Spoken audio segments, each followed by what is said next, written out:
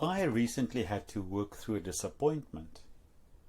And through this whole experience, I was asking myself, how can I actually find joy at the end of this negative experience?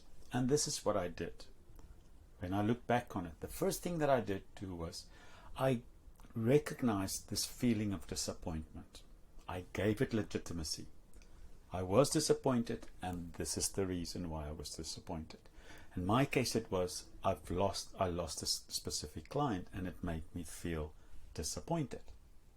But then, as I was going through it, I thought to myself, okay, how can I now unpack this, and how can I make this better so that we can all learn from this example? And this is what I came to conclude. The first thing was I put this particular disappointment in the context of my life at this stage. I have a ton to be thankful for. And how did this fit in with the other stuff? Did it really have this massive impact on my life? It felt terrible at the time.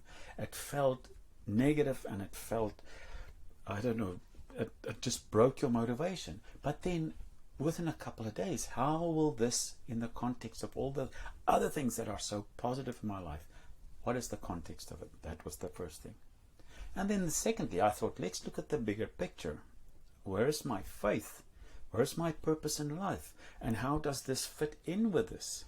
This one little disappointment, this little, shall we say, negative step, how did that break all of these things? It's really insignificant if you look at the bigger picture. And then the last thing was, once I had the distance there and I had it all unpacked, I could sit back and say, what did I learn from this experience? Maybe my expectations were too high.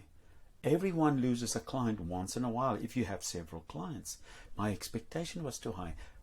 Maybe I should go out and find more clients. Maybe there's a sign there.